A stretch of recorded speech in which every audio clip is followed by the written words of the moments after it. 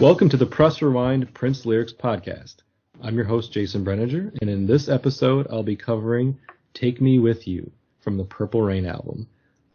Joining me to talk about the lyrics to Take Me With You, first-time podcast guest, Julian Long. Welcome to the show, Julian. Hey, thanks so much for having me, Jason. You're welcome. I'm excited to have a new guest on my show. And since it is awesome. Yeah, it is.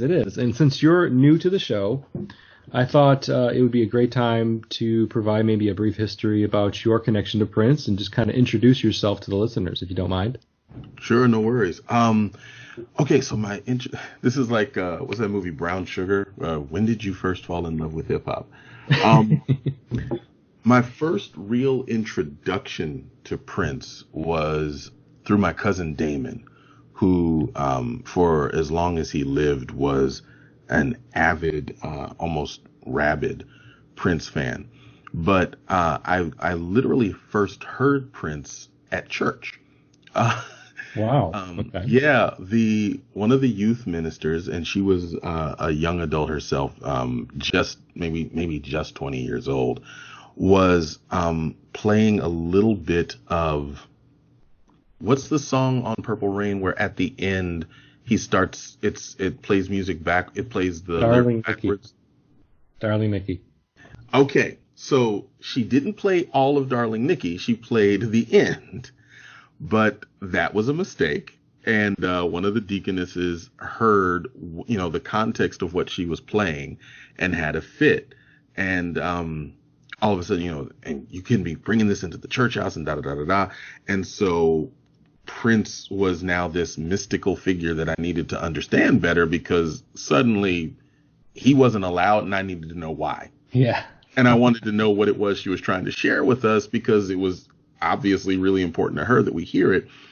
And so I was fascinated by the idea of this man.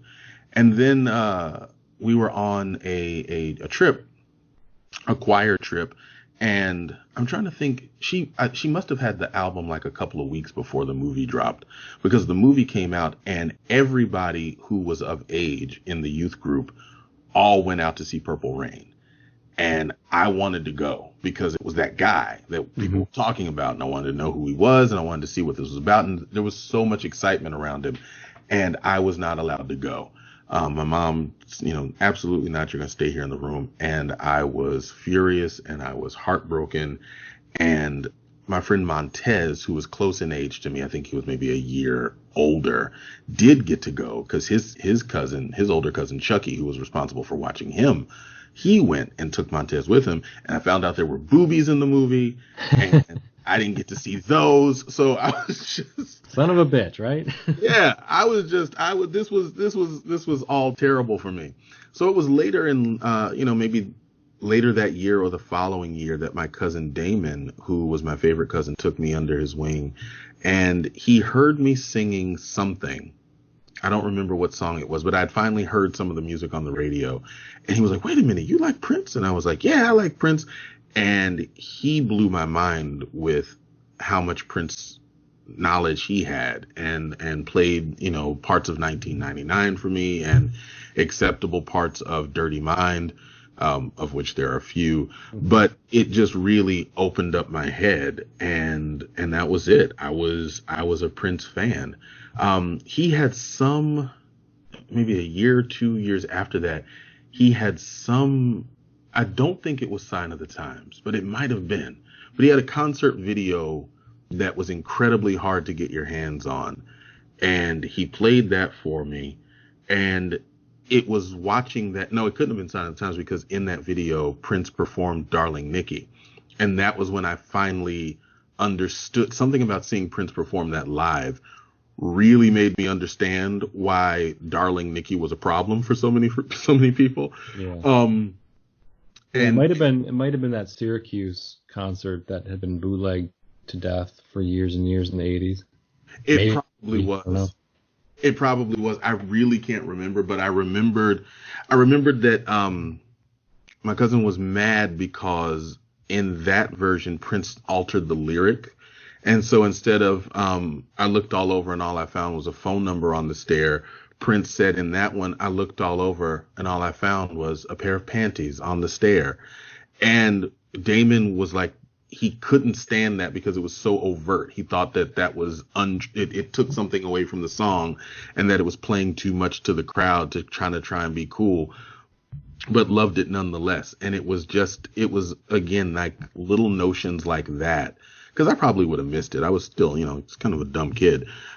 I probably would have missed it, but it was little notions like that helped me understand the importance of lyric and how even changing it for a live performance is going to affect people. It's going to affect people's relationship with the song, which is particularly true, of this song, of Take Me With You. Some of the live performance, I don't particularly care for this song live, but it is one of my favorite songs in its recorded form. They occur for me as two different songs. Live versions of this song occur for me as a completely different feel, a completely different attitude and tone versus the version that, we all came to know and presumably love on the album cut. Mm-hmm. So Purple Rain was the era that you really kind of got started with. I came in with everybody else. Yeah. I mean, I barely came in before Purple Rain. I mean, I had heard Little Red Corvette, 1999, Delirious. I was big fans of those songs on the radio, but like a lot of people, Prince was making cool music, but Purple Rain was a different beast altogether. I mean, it was just world dominating and it was inescapable. So yeah, not surprising. And that's the thing, like I had heard Little Red Corvette. I didn't know it was this guy. That was the thing. Like before there was Prince music, and suddenly with Purple Rain there was Prince, the phenomenon, the iconic figure. Yeah. And it really, it's kind of like a face to put to the name. I had heard the name, but he wasn't anybody. This was the era of Michael Jackson. There was that guy. But there was nobody who was as big an icon, who had as much of a face as Michael Jackson did until Prince. Yeah, and the image that he was putting out at the time was really striking as well. Right. I mean, the When Doves Cry music video with him crawling out of the bathtub, a very striking image. Very hard to forget that. Right. It was a curious pose that he struck along with those animals. Yes. You had the clothes, you had the look, you had the music, the style. I mean, he was creating his own kind of musical revolution movement, or whatever you want to call it. Minneapolis sound was all of a sudden being heard everywhere by people who had no affiliation with Prince, because it was popular and it was distinctive, and they wanted in on that. Right. He was doing his thing, but everybody was gravitating towards his thing at the time. Yeah, so Take Me With You, that's what we're here to talk about. Just a little bit of housekeeping before we get started going through the lyrics. This was, in the United States at least, it was the fifth and final single from the Purple Rain soundtrack.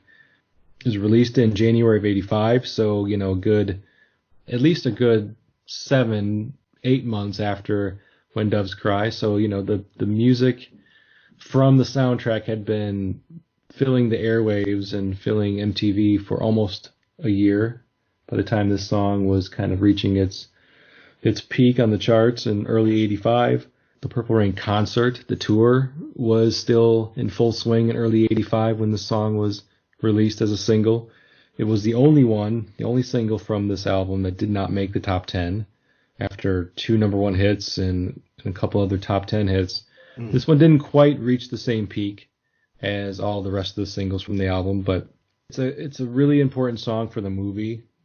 I don't know if you agree with that, but if you're watching the movie, when this song comes on, it's a very classic, iconic scene in the movie is soundtracked to this song.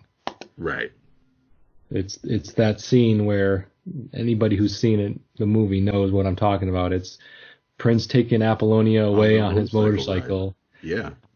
On his way out into the country just to escape, city life and show her kind of a little bit of who he is, because at this point in the movie, they're still trying to develop that relationship. And I kind of get a little bit of, or a lot, not just a little, a lot of what this song is about is a budding relationship and a budding attraction. Definitely. One of the things too that I love about how it occurs in the film and the sort of overall sonics of this song is that it sounds a little montagey. And what I mean by that is it's got this light, sunny, upbeat feel to it that reminds me of scenes from like Barefoot in the Park or Love Story. Like it has a little bit of, this is the part where we frolic. Mm-hmm. And so it being set to that in the film is so perfect. Like it just has, it's exactly the right kind of scene for that. And it's such a break from the smoky flashing lights club look and the sort of mildly aggressive streetiness of some of the other scenes, to see them, like you said, it's a classic scene, to see them in the grass, mm-hmm. driving along the countryside and just having a bright, sunny moment. And you don't really get too much of sunshine in the rock star narrative, which is one of the things that makes this song stand out for me. Also, its placement on the album it's a really interesting juxtaposition coming right after Let's Go Crazy, and where that song leaves you. I mean, even the titles, kind of the way they balance together, like Let's Go Crazy. Well, if we're going, take me with you. We'll go there together. And kind of the high energy that Let's Go Crazy drops you off at. The way that Take Me With You comes in with, even since I was a kid, it always occurred for me as falling down the stairs. The way the drums come in. And it's like falling downstairs, and then you hit a landing, and then you fall some more, and then you hit a landing. And when I got older and this song started to mean more to me, I was like, oh, okay, this is tumbling. This is falling down, kind of like falling in love. Like you kind of lost control over it, just kind of head over heels, and you're kind of waiting to get caught. And then this music comes in with these synths that remind me of, do you remember Days of Our Lives? It's an old soap opera. Oh yeah, I'm familiar. So the opening notes of Days of Our Lives, it's meant to be sort of a tick-tock sound. It's boom, boom, boom, boom, boom, boom, boom, boom, and they're showing an hourglass, and the sort of the dun, dun, dun, dun, dun, dun, dun, dun, dun. It always reminded me, for some reason, of Days of Our Lives. It had a little bit of something with soap opera-ish about it, but something super dramatic. It's very dramatic. It's a very dramatic. It really is. It's like it's building to something, especially after that tumble that you take.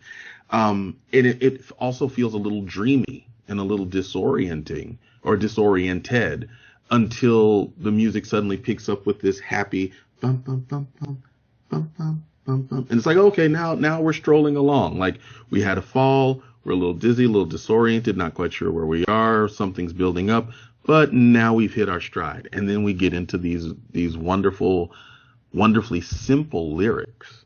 Yeah, the music on Take Me With You, I think most would probably agree that the music is more interesting than what the song is trying to say, maybe. We'll talk about that here in a minute, but for me, this song has always been more interesting musically. I love the opening the opening drum solo.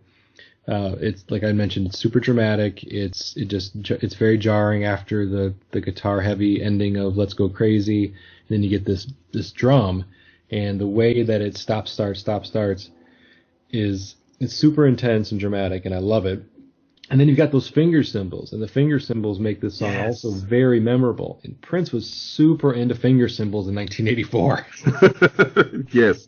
This is when he was recording Around the World in a Day. Shortly, he was just couldn't, like, okay, I'm done with Purple Rain. The movie's finished. I've got all the songs recorded. On to the next thing. Even though the album and the movie hadn't even come out yet, he's like, okay, on to the next. Right. And the next was, of course, Around the World in a Day. And I mean, there's a ton of finger cymbals on that record. And Take Me With You was the second to last song recorded for the album. When Doves Cry is famously known as the last song recorded, it was kind of like an afterthought. And Take Me With You kind of was too. It's because supposed both to of be those Apollonia's songs, song, right? Like on her album. yes, it was originally meant for the Apollonia 6 album, which explains, why Apollonia is on the song for multiple reasons. One, because it was supposed to be featured on her album and not a Prince album, Prince and the Revolution album. And secondly, obviously as the star of the movie, it makes complete sense to have a duet between Prince and Apollonia on a song featured in the movie that stars Prince and Apollonia. Right. So, I mean, it made sense. And when they decided this song was important to be included in the movie, and probably after they started doing some editing of the film and trying to figure out what needs to go over these scenes of Prince and Apollonia frolicking and driving around in the countryside, you're not gonna soundtrack a scene like that with The Beautiful Ones or Computer Blue. I mean, all those songs were already meant for First Avenue scenes. Right. What are you gonna put there? You gotta put something, because every other song besides Take Me With You and When Doves Cry were performed and filmed as First Ave scenes by the kid in the Revolution. So they had to do something, and this made sense. So it was the right call to take it off of Apollonia's album. Sorry, Apollonia, but it was the right call to put it on Purple Rain, in my opinion. Absolutely, and for her, for her sake, honestly, it's definitely got far more exposure as a part of Purple Rain than it ever would have as a single off of an Apollonia 6 album. So sure. Yeah, so that was better for her overall. So you spoke to one of the things that I said earlier about why this song occurs for me differently in the album version than it does when I hear it live or any other variation on it. And that is because it's a duet. When you hear Prince perform it live, he often performs, both the parts. And it makes the song occur. I mean, realistically speaking, we know Prince wrote the song. And so him writing the song, it's even if Apollonia had performed it and it had been on her album, it was for all intents and purposes going to sound like a love song to him. Like the way it occurs for me when I hear it is, and again, the movie might be adding the context to the song. It's kind of hard. It's kind of chicken and the egg at this point. But the way it occurs for me when I hear it is this bright-eyed ingenue who is falling head over heels in love with this burgeoning rock god, and him also being smitten with her. And it lends a softness to it and an ease to it that I find so much more appealing than when he performs it live, when he's singing both of the parts and he'll ad-lib little things like, "It's in your eyes, mama, what can I say?" And it just takes a little something away from it to me. It tends to be sped up a little bit. It feels a little bit more masculine, aggressive. Here, the way that we hear it in the album, it's got a softness and a femininity to it that makes it light and kind of gives you room to breathe after this really high energy place that you went with Let's Go Crazy. And I really like that. I like the exchange. I like the interplay. I like it so much better as this duet between people figuring each other out and figuring out how they feel about each other.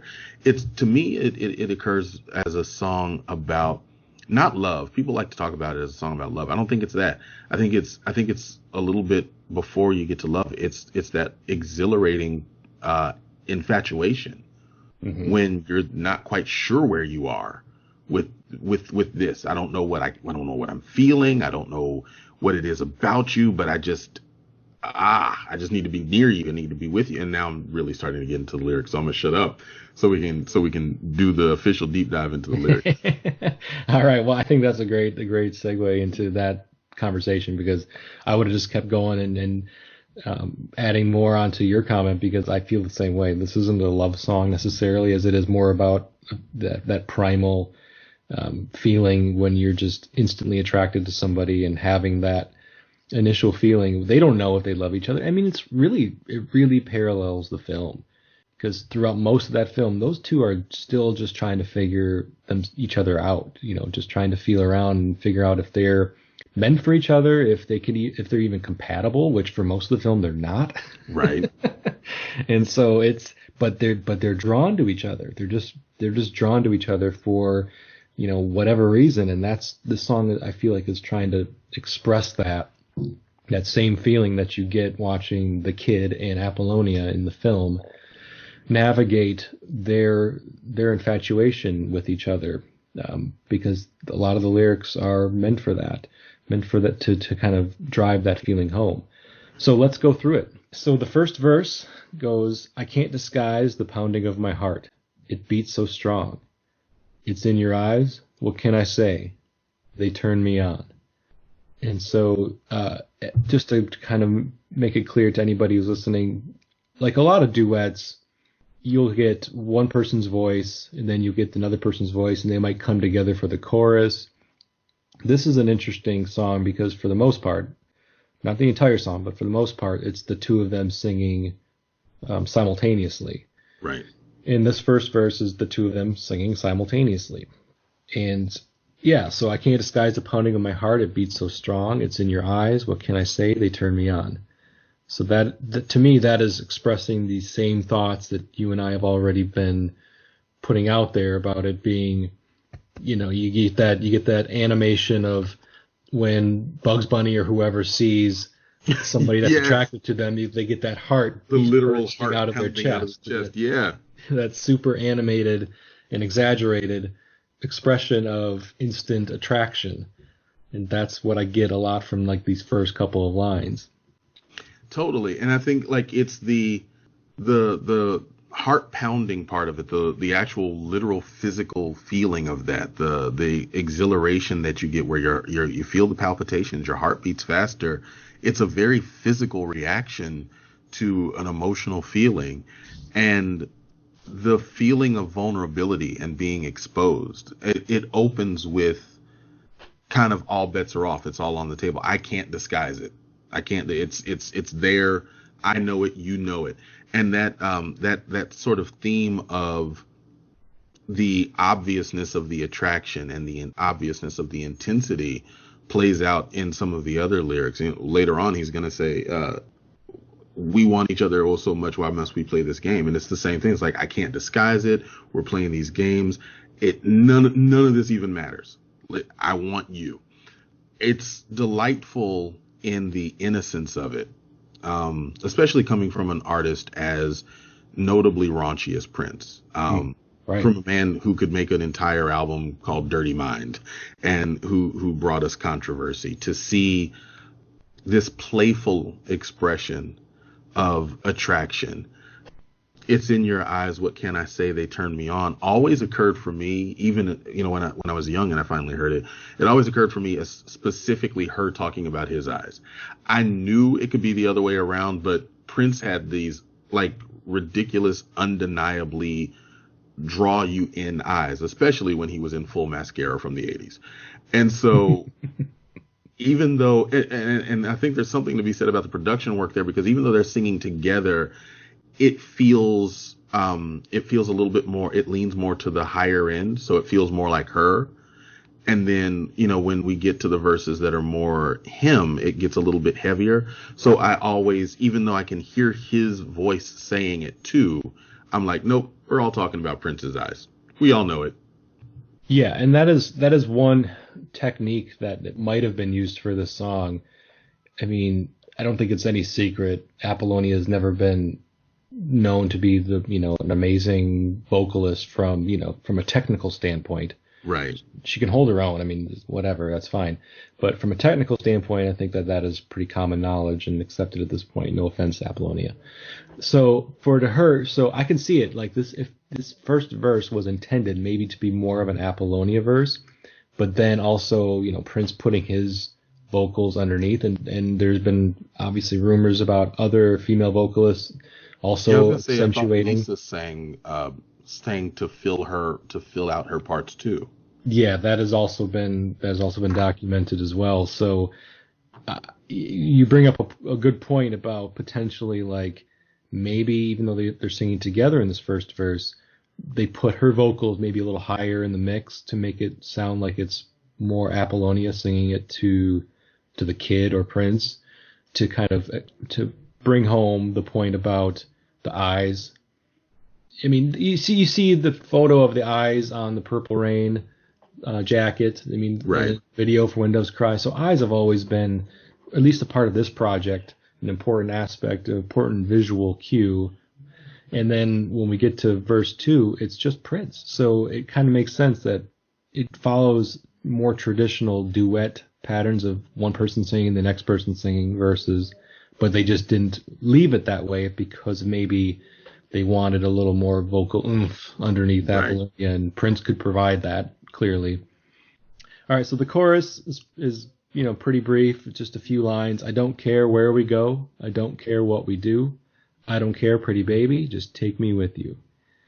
And once again, for me, the chorus is really just talking about how this is such an infatuation. This is such an instant attraction that you're just throwing caution to the wind. Right. And essentially saying, at this point, I don't really care what it is that you are going to ask of me, or even, talk about where we're going to go, what we're going to do, because it doesn't matter. I just want to be with you at this point. Wherever that is and whatever we do, it's the important part is just being close to you, being near you, being able to be with you in whatever moment we choose to engage in. Yes. The thing that I think is important about that, everything you said, yes, and the thing that I think is important about that is that it's absolute surrender, because they're not saying let's go together, not let's do I don't care where we go, I don't care what we do, I don't care, pretty baby, as long as we're together, is a very different concept than I don't care, pretty baby, just take me with you. Whatever you're doing, like you lead, you go, I'm going to follow, because that's how into you I am. You could, and I think that is it makes, again, with the sort of the contribution of the visuals of the film, it makes so much more sense that they're on a motorcycle ride. On a motorcycle, there's very clearly, I mean, even in a car, there's a driver and there's a passenger, but they're sort of on equal footing, right? They're side by side. On a motorcycle, one person is behind the other. One person is holding on to the other. One person is absolutely dependent on the driver. And so the idea of take me with you and how it occurs both lyrically and visually is at once complete surrender and dependency, and also freedom, because there's this sort of the cast your cares into the wind, hands in the air, even the visual freedom of being on a motorcycle versus being in a car. All of those things communicate freedom, but at the same time, the lyrics are saying, you lead, I'll follow. Mm-hmm. I'm yours. Take me with you. And that's, I love that distinction. I love there's so much trust in that and so much innocence in that. And again, it just kind of brings it to this place of sweetness that makes this song really resonate for me. Yeah, and if you think back to the movie, because you just really can't talk about the song without talking about its place in the film, as we've done many times and will continue to do, I'm sure. Right. This scene, I mean, at this point in the movie, Apollonia doesn't really know the kid at all. Mm-hmm. They've had very few interactions. She met him at the club. They barely spoke together in the club, but there was that magnetic appeal of him the moment she saw him. And then they have that exchange in the mall, and then that's what leads to the scene. And that mall scene, he's being that there on your boot. Yeah, right. It's playful, but he's also kind of being very aloof and difficult. But at this point, she has completely surrendered. She's jumping on the back of this guy's motorcycle that she barely knows. I doubt he's taking her out to the woods. By exactly. I mean, it's a very questionable decision on Apollonia's part to do that, but she just can't help it. Can't help it, and that's why this song and these lyrics make so much sense in the context of the film. But even if you take it away, like let's say this song never was a song that was soundtrack to the film, you could still get what we're talking about. You still understand the point that's being made here about it just being that instant attraction, and I'm going to surrender as you mentioned, surrender myself to this feeling and run with it. Just go with it.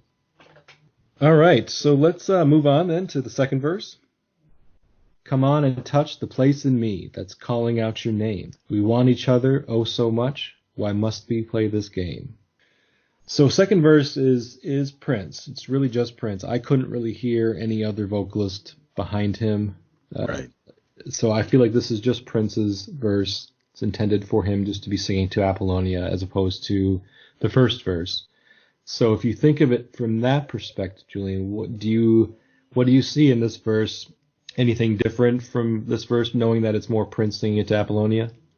For me, this has a different kind of vulnerability. And tracking it back to the film, thinking about it as the kid singing it and how many walls the kid kind of has up, but how underneath all of that, he really was this vulnerable, needy character that, as much as he was playing aloof, needed to be reached. It makes so much sense that this would be what he says. This could very easily have been, this could very easily have been made Apollonia's verse, in which case it would have taken an immediate sexual connotation, right?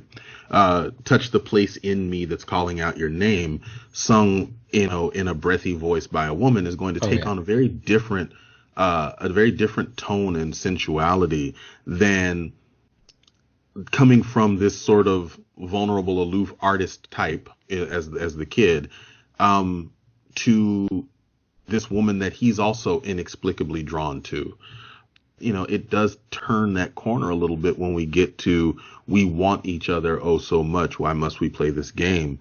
But what I hear in that even is a little bit of frustration. It's not just frustration, impatience. It's like, it's that sense of urgency. It's like, I'm trying to hold back and I'm trying to hold on and I'm trying to hold this wall up and I'm trying to hold myself together. But really, I want you to break this wall down. I really want you to reach me and allow me to be free. So we have like one verse that's, sort of or not one verse, like the hook, which is this sort of testimony to surrender. And in this part, we've got Prince asking for somebody to almost give him permission to surrender, which I think fits his character and fits the character he plays in the film. And I think it fits the character that we perceive him as. The sort of, everybody has a Prince that they made up in their heads, and we all kind of have some certain shared threads. And I think we all sort of perceive, I might be speaking out of turn, but I think most of us perceive Prince as having this sort of untouchable quality that he always wanted somebody to reach, but there weren't enough geniuses in the world to be able to touch it who also had the emotional IQ to do it. So there was a part of him that never got reached. I agree with you that especially for those of us who came on to Prince in this time and maybe weren't able to differentiate the kid from Prince because of his connection to the film was so deep, and the way he kind of blew up from this movie in this role, they became one and the same for many of us. Right. And we all just kind of assumed Prince was like the kid, like it's this hyper perfectionist, control freak, didn't like to let anybody into his personal world, his personal space emotionally. And this verse talking about touch the place in me that's calling out your name. Yeah. I mean, you bring up a really good point where coming from the kid's point of view, this has it comes across a very different way. It comes across super vulnerable, and it's less sexual than it could have been sung by a different person and sung in a different way. Right. And I really like that because this scene, the movie in his role as the kid is all about him, or a lot of it is about him, kind of breaking out of his emotional shell and getting past a lot of his demons to be a human being, because he's an asshole in most of the film, and everybody kind of recognizes that. He's a complete asshole. And a lot of that is because of his family life and just the walls he built up, as you mentioned. And Apollonia's character in the film is meant to kind of chip away at this veneer that he's created, and this his inability to really feel true emotion, or what we believe that he's unable to do because of what we're shown in the film. And the whole cat and mouse, I mean, a lot of the movie, they're this whole cat and mouse dynamic between the two of them. Like, I want you, I want you, I want you, and I'm going to piss you off, or you're going to piss me off. And so then we fight, and then we get back together, and then we fight. So they're playing a game in the film, even though they both want each other so much, as it's mentioned in this verse. And it's just, I mean, this wasn't written for the movie, which is so... It's crazy how much it tells the story of it, right? Yes. So either he was writing it when the movie was filming, and it just, that permeated his creativity and his creative process, knowing this was happening in the film, and he was reading the scripts and he was acting. And so it was just like, it just became that way because of what he was doing at the time. But it wasn't intended for the film at all. I mean, that all indications were this was kind of an afterthought song for the album. Yeah, it's crazy how brilliantly it fits in. And I think, I mean, so much of what he does, though, and what he does musically ends up being intertwined. And you see themes being revisited and stories being retold like albums later. Even earlier when you were talking about how he was really into finger symbols, during this phase, I was like, oh, yeah. And also on the Symbol album, the era of Seven, we hear all these things. So it's like this stuff. There's something living about the stories that are being told in most of his songs, where you're going to see it again. It's going to come up or connect some other kind of way. And that's why I love doing stuff like this, where we get to, kind of break it down and chop it up. Is in this unpacking, I'm going to go and listen to some more songs and start hearing things that we've talked about now played elsewhere. They connect. Yeah, it's impossible to think that, as brilliant as he was as a musician and an artist, he was making music for almost 40 years. I mean, there's going to be some repeating of topics, repeating of thoughts and themes. He might have put them down for a decade, but right. It's going to come back because he's now 10 years older and he's in a different place in his life. So maybe that theme has a different meaning to him personally. So it feels like it's brand new to him now. So you can't, as brilliant as he is, there's no way an artist making music, making albums literally almost every single year of his life is going to have absolutely 100% original themes for every single song moving forward. It's just impossible. Right. And plus he has the habit of making something during one period and saying, no, it's not right for this. Yeah. And then picking it up, 8 albums later and saying, no, I'm going to put it on this one now. And so the connections are quite literal, because it was like, oh, well, it was originally supposed to have come out, 10 years ago. Yeah. It's like, oh, well, it took him 10 years to finish that thought. 10 years to 10 years decide he liked it enough. Yeah, until he liked it. That's usually what it was. That's what I think. He finally grew to like that song enough that he could put it out there for us. I think, thank God Prince was a musician and not a chef, or we would have been starved.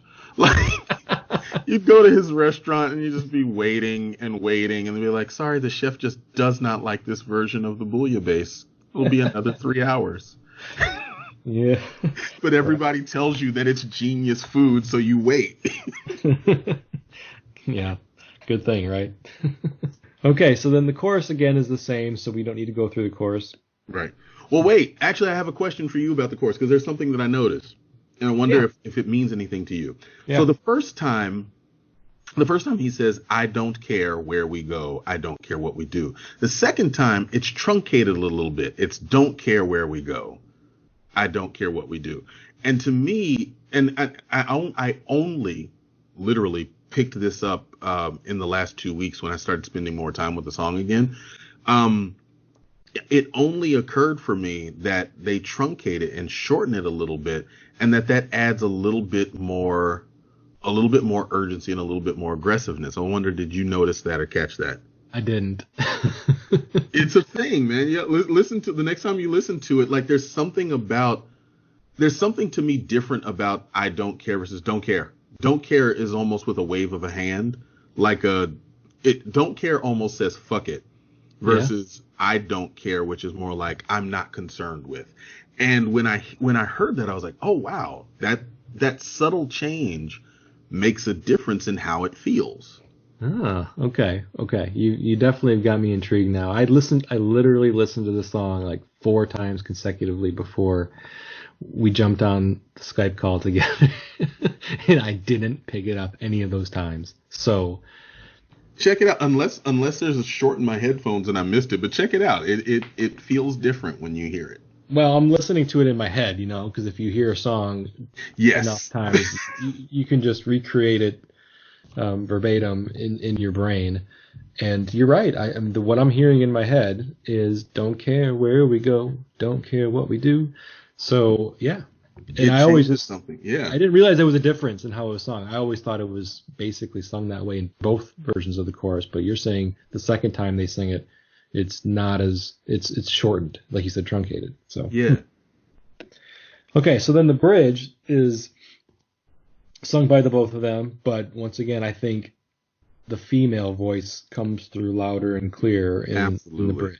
Yeah, this is the part where it feels like Apollonia's song for a minute. Yeah.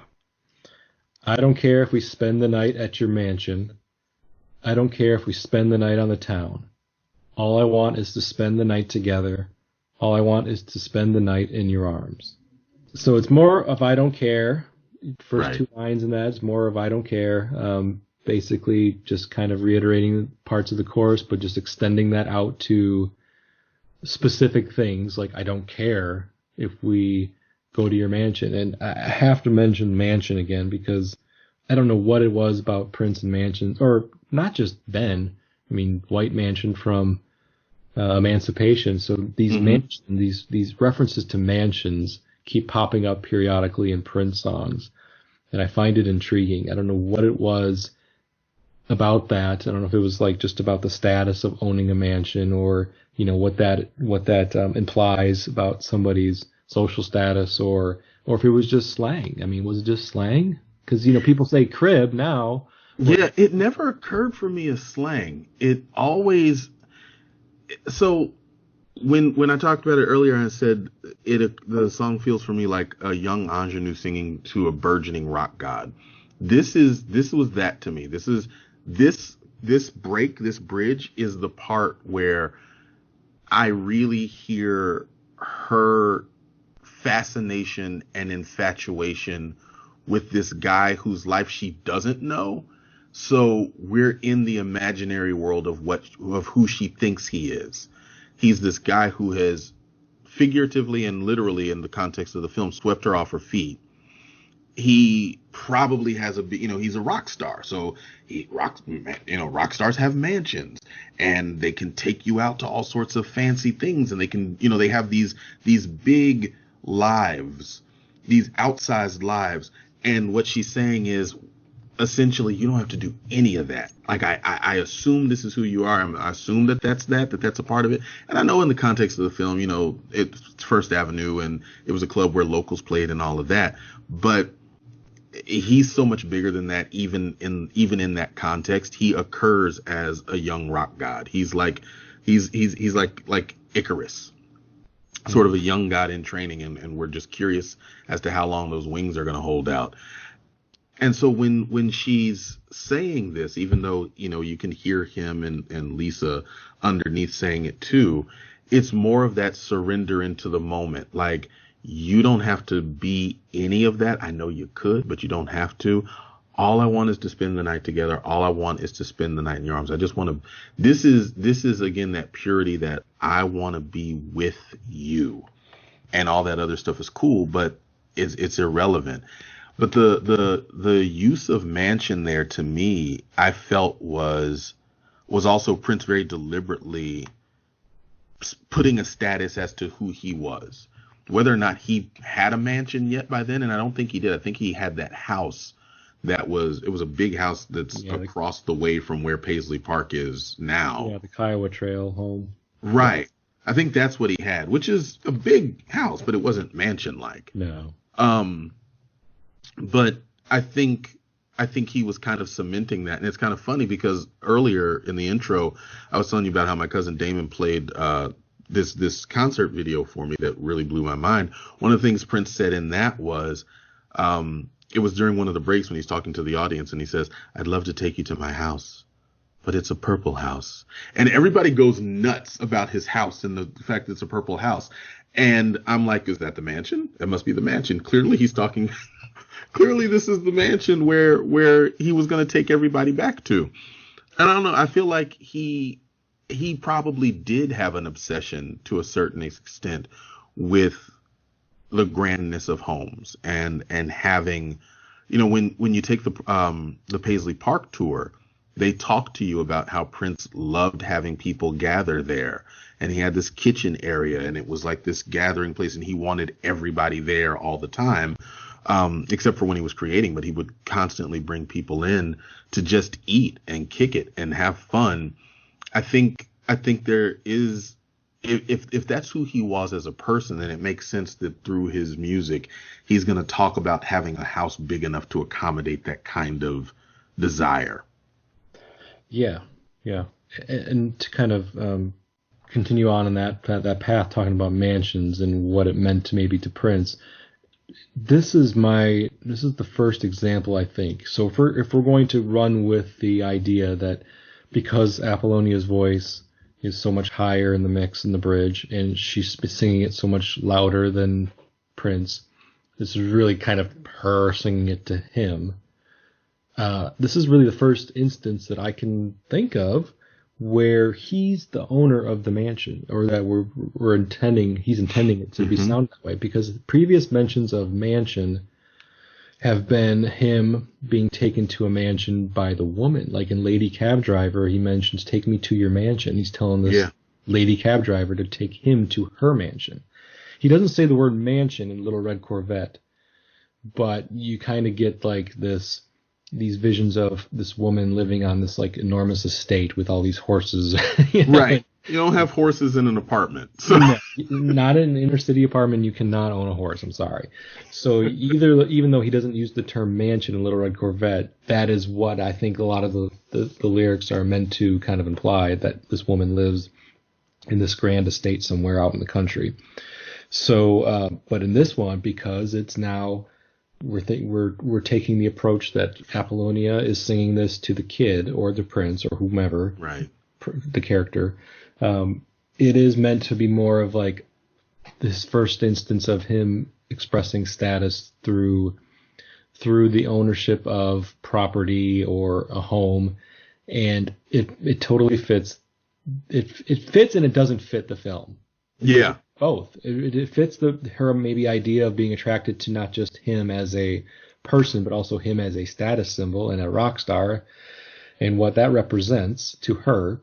But at the same time, it doesn't fit, because we've all seen the film. He lives with his parents, right, and in the basement, and he's not a big star. He's about ready to get kicked out of First Ave by Billy, because his music isn't reaching people anymore. So right. He's a struggling artist. So yeah, it's just kind of a cool way and very, very intriguing to me. But when you're falling for someone, you see the biggest version of them always. Sure. And then because she is in that infatuation stage, I think he's definitely like he's a rock star to her. He's in her head, he's in a much bigger place than he is in the world. I just you made me realize, because now I'm thinking about all the dwellings in Prince songs, and maybe you'll do a series about dwellings in Prince songs, because I'm like, Nikki was in a friggin' castle. Yeah. Like, she took him to her castle. Right. And most of the time it's that way, where she is the one, the woman is the owner of these mansions, castles, and what we assume are estates. So, and I'm guessing that was her hotel, because who let you masturbate in their lobby with a magazine unless you own the hotel too? So. Yeah, I mean, for the most part, I'm pretty sure that's still illegal. Yeah. But they can't call security on her because it's my hotel. Yeah, right. Anyway, I'm going off topic. Okay.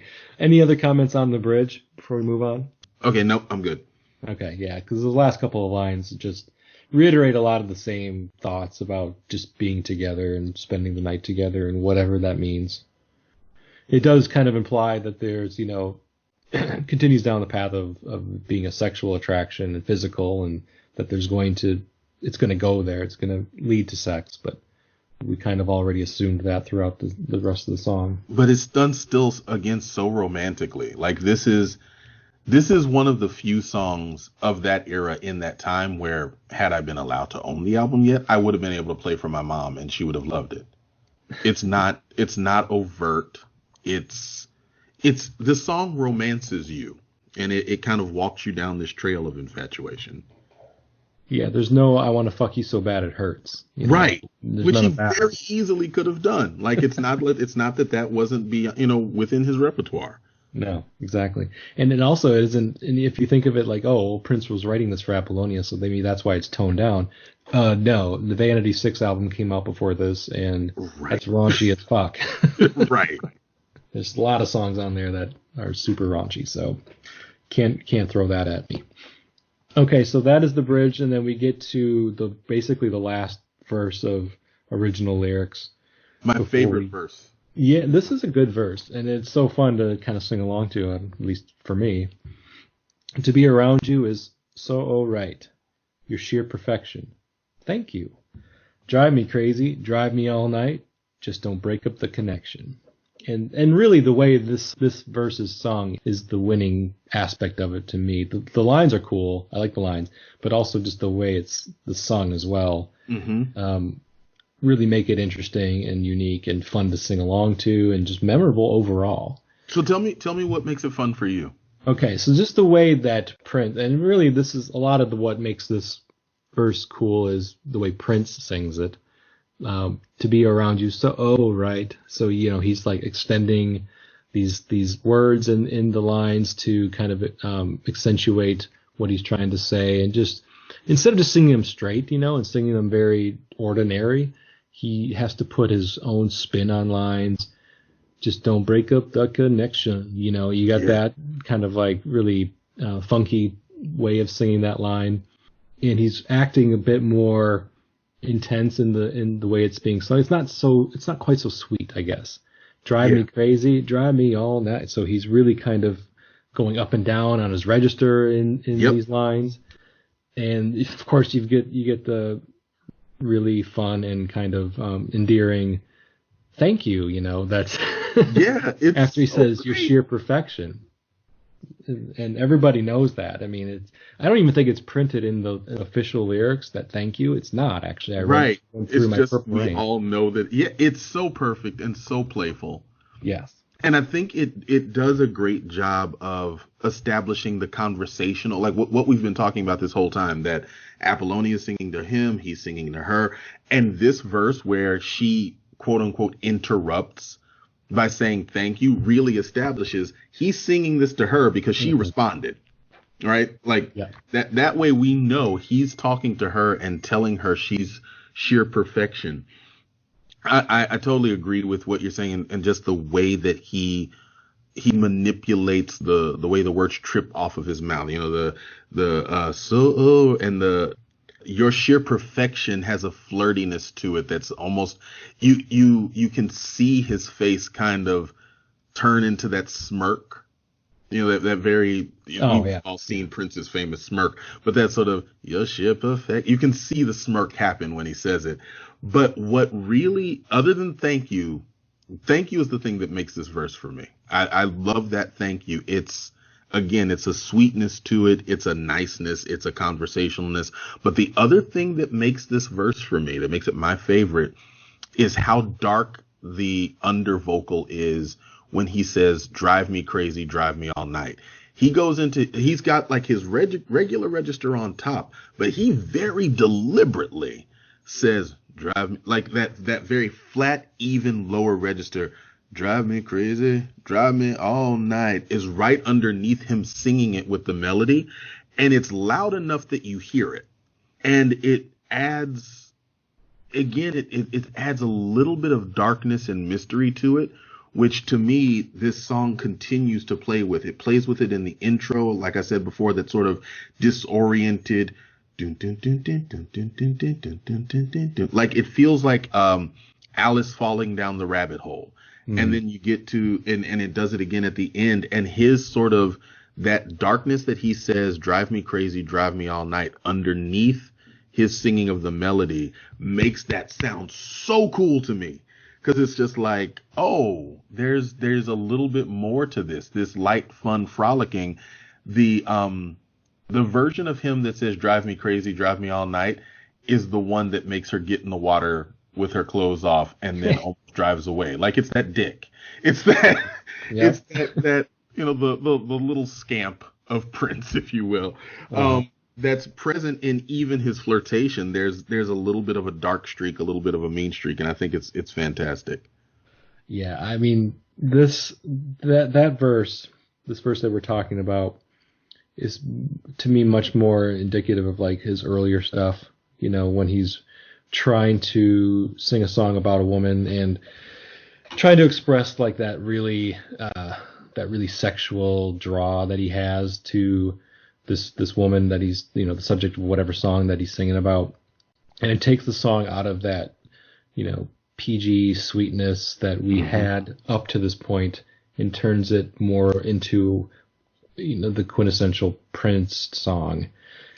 But that's what I like, because that's, you know, obviously I enjoy that. I've always enjoyed that aspect of his songs and throwing those little pieces of his personality into the music and into the delivery of the lines. And I just don't see this, like, it was never really intended to be just Apollonia. It was always intended to be a duet. Right. So it's really cool, because otherwise who else is going to sing this verse, you know? Exactly. Nobody's going to be able to do it this way and make it this memorable. Can you imagine Apollonia singing these lines and then Prince saying thank you? No. Absolutely not. I've tried. I was like, because when I learned that it was supposed to be on her album, I was like, I can't see it. I mean, you can and you can't. Like but you're right. Nobody else is going to say it with that edge. I can hear Prince saying thank you. I can hear Prince accepting the compliment. Oh yeah. But I can't hear Apollonia delivering it with that sort of with that edge that makes her thank you sound like a blush. His thank you, had she sung it to him, would have been like, of course. Her thank you had a blush to it, and that makes it so endearing. Yeah. I can't hear Prince blushing, is what I'm saying. Yeah, it's kind of it takes me up to like the 90s, like in a lot of the live performances you see in the 90s when he's dancing around with Mai Tai. I mean, they're basically having sex with their eyes. Right. In all of those live performances you see between the two of them. And I just see him saying something along those lines in one of those really kind of not ballads, but still relationship or sex songs, attraction songs that he had around that time. You could see him saying "You're sheer perfection," and you know, Mai Tai or somebody else just kind of mouthing the word "thank you," and it just totally fits with the image that he had in the early 90s and the kind of music he was making. So he wasn't really doing it as much with. I mean, I'm trying to think of other situations where, you know, like those in live performances around the 80s, early 80s, late 80s, yes, like when he had that with Cat during right. like, the Love, Sexy, and Sign of the Times tours. He had that kind of similar playful, you know, cat and mouse. Again, I'll use that analogy to talk about the physical attraction he was expressing through movement and through lyrics and through,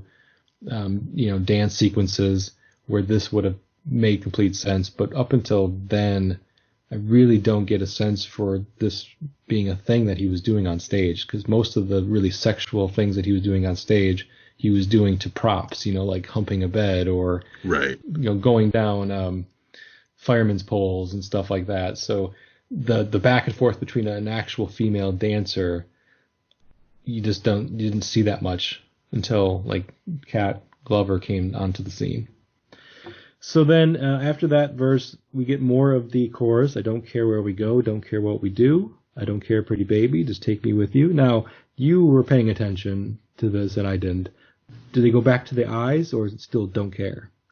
On this one, if I'm remembering right, they go back to the eyes. Apollonia's voice gets so much more intense and plaintive when she's performing this. So Prince says, I don't care where we go, and it's very melodic. When we get to the not caring what we do, you hear Apollonia come in, don't care what we do. Like she's it's this, she's at this point, it feels like she's crying out. Yeah. And this is the part too where, like, the parts where I think Apollonia was absolutely necessary were the thank you and this. And honestly, it might not even be Apollonia singing. It might be Lisa that I'm hearing kind of. Or even like, I don't think Jill Jones has been credited for this, but to me it sounds like Jill Jones. Is it her? It might be. She's not on any of the credits, but I don't know. I mean, Jill has got a very distinct voice, and I hear Jill, but doesn't mean it's her. Doesn't mean it's her. I don't know. Well, whoever it is that's singing the Apollonia part, that's playing that part in the sort of play that is this song, takes it to such an urgent, begging place that the performance of the chorus here almost starts to become a different song to me. It's obviously with the repetition of "Take Me With You" at the end, you know, just sort of over and over again till you get to that final. Is it "Won't You Take Me With You"? Because there's like "Won't You, Honey, Darling." There's all of these sort of these pet names being employed, which feel again like more of an entreatment. Like if I butter you up, you know, what do I have to do to get you to take me with you? And then that long stretched out "you" at the end, which of course terminates with the I can't even hear the that part. Ooh, I can't. Yeah, like, but it's just, it gets so much more needy and just shy of wanton, but almost a little bit desperate, I think is the word that I'm looking for. Yeah. I love the ending too. It's just with all of those lines, just singing it over, and it's like each one is being sung in a different way. Mm-hmm.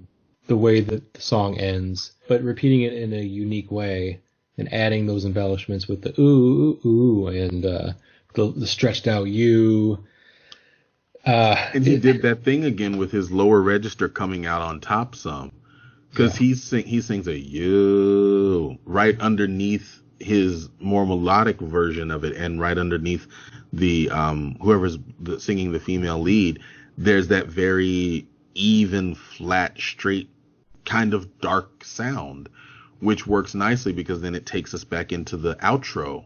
And then, man, the intro and outro music do so much to bookend this song kind of perfectly. Yeah, that's right, because they bring back the drum, and I hate the radio edit. They take it away. They make it much shorter, and I don't understand why, because this song is under 4 minutes already. Right. It's like exactly. Take out an extra 10 seconds. What does that do? I mean, I'm not a radio programmer, so I don't get, you know, like, whoa, if we take 10 seconds out of every song, we could fit X number of songs in a day and blah, blah, blah. But I don't know. I hate radio edits. Yeah, it really kills it. And I think, you know, in particular with Prince songs, because he ended his songs certain ways for certain purposes. And we know that because he would give us radio edits when necessary. Mm-hmm. Like that where he cut out the parts that he thought needed to be cut out. But like the way that this brings back the drum solo and the sort of the playful synths again, and then takes us right back into that bum bum bum bum bum bum, like when it and there's another sound that it sounds like space wind chimes is the best. It's not the like water, ripples. Yeah, like there's and all of that I think is important to continuing, like the story that this builds in my head. Again, not sure if it was the film that influenced the story or the story the story of the song that influences how I see the film, but the story of this song in my head, it's important that the song ends someplace lighter and fresher than the very desperate, needy pleading of the way the last chorus is sung. Mm-hmm. And so that instrumentation coming back in and putting us back in the place of the frolicking in the midst of your infatuation feels right to me. Like that feels like the way the song should come down. If it had ended with just the drums, that would have been almost devastating. If it had ended, the way they do it, where they just sort of fade out before we even get to the drums, it feels incomplete. For me, it needs to leave you feeling like they stay in love forever. Because that's what infatuation feels like. When you're infatuated, you know better. You know that you don't know, but it feels like you're going to be in love forever. And you follow and chase that feeling. Yeah, if you're listening to this song in a vacuum, but we all know what song comes next. Yeah. Yeah. So the first time you hear the album. Yeah, the first time you hear the album, like, oh, this is such a nice, sweet ending to this song. I mean, it's new love. It's, the really exciting infatuation part of attraction where, you just can't bear to be away from that person, and you're willing to follow them wherever they go. And Take Me With You, the title of the song, really kind of tells you exactly what this is about. Take me with you. I want to go with you wherever that is. And the whole song is written and performed in a way that really drives home that point, that its placement in the album too is great, because it needs to be towards the beginning of the album. If the album is intended to tell a story, not every album that does, but I think we all know Purple Rain's intending to tell a story. Take Me With You needs to be at the very towards the very beginning, because of its discussion about infatuation and new love. Well, we both agree it's not really so much about love as it is about just lust and attraction. And I know we're probably close on time, but real quick, can we talk about how it occurs as a single?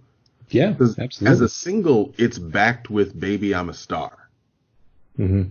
Which to me is so friggin' perfect, because it's, when I think about the personality of the man, when I think about the personality of Prince, this one is sort of him being in love, air quotes, with somebody else. And Baby I'm a Star is 100% I'm in love with me and you need to be too. Yep. And I freaking love that. And it's, in the context of the relationship story that is told in the album and in the film, I think it works so well to have those two kind of sandwiched together as the expression of Prince or the kid, is this sort of, I'm just really, really into you. And then it turns around, it's like, here's why you should be really, really into me. Yeah. Two sides of the coin, right? Exactly. Okay, so any other final thoughts, Julian, on Take Me With You before we wrap it up? No, I'm actually, like, I'm geeked that we were able to have such a robust discussion on this song that has so few lyrics. The simplicity of the lyrics, I think, sort of it belies the complexity of what this stage of a relationship looks like and feels like. And I think that's part of what makes it work. The fact that there's not a lot of poetry to get through. There's not a lot of metaphor to get through. There's just on the table, this is how I feel. I can't disguise it, can't wrap it up in prettier words. I just want to go where you go. Like, if you've never felt that, I feel sorry for you. And that was a personal anecdote. This song is one of my litmus tests for new relationships. If I'm on a date with a woman and I don't hear this song in my head at some point, she ain't it. Mm. I have seriously, like, if we don't get there for sure by like the third date and I'm not hearing this song, we can't frolic. I can't frolic with you. So what's the point? This is that, like, you want to feel this way at least once. Yeah, it's the cliche, the whole butterfly cliche. Like, you need to feel that, right? I mean, it's in your mind, that butterfly feeling is described perfectly in the song "Take Me With You." Oh yeah, absolutely. Okay, so I think we've probably gone through "Take Me With You" enough at this point. I will wrap it up now. So, Julian, how can people say hi to you or get a hold of you on social media? Oh, sure. On the Book of Faces, you can find me just under my name, Julian Long. You can't see me, so look for the handsome bald black guy with his eyes closed. That'll probably be my profile picture still when this hits air. On the Twitters, you can find me at Magnet for Awesome. That's Magnet numeral 4 Awesome. And I'm not currently recording my podcast, but there are out there throughout internet world back episodes of my podcast, I Just Be Saying Words, and the previous show that I did with my partner Sean called The Cold Open. So be on the lookout. Who knows? I might start this. This has moved me. I might start recording some new ones soon. Okay, thank you. So as always, it's been a pleasure. It's been a pleasure having you on, Julian. Thank you so much for agreeing to talk about Take Me With You with me. More than my pleasure. I loved it. Great. I'm so glad to hear that. This is a song that I think a lot of people don't necessarily want to cover because it isn't as, quote unquote deep song on the album or on the track listing for Purple Rain. But it was a single. It's an important song for the film, and it has a lot of value in Prince's catalog overall, I feel. So I wanted to have a guest. I'm glad I had you on it because somebody who feels passionate about this song is the perfect guest for any of my podcast episodes. So once again, this has been the Press Rewind Prince Lyrics podcast. You can find me on Twitter or Instagram using the Press Rewind 75 handle. Also on the Book of Faces using the Press Rewind Prince Lyrics podcast. Look me up there. And I would love to hear from anybody who's enjoying these shows and enjoying this song in particular, or have any other comments about Take Me With You. Do you have any personal anecdotes of your own that go along with this song? I'd love to hear them. And until next time, thank you very much, and goodbye.